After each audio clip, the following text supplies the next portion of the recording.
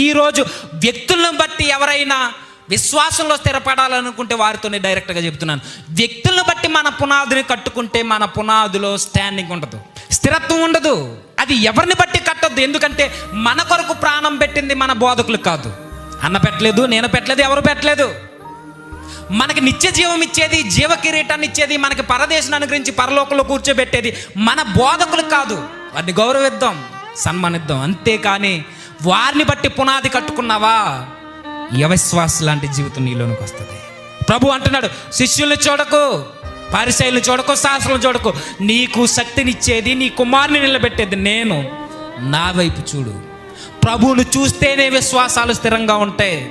ప్రభు అనే పునాది మీద కట్టబడితేనే సంఘాలు నిలబడితే, క్రీస్తు అనే బండ మీద మన జీవితాలు నిలబెడితేనే ప్రతి శ్రమకి, కష్టానికి, బాధకి కదిలిపోకుండా, ఊగిపోకుండా స్థిరంగా నిలబడతాయి.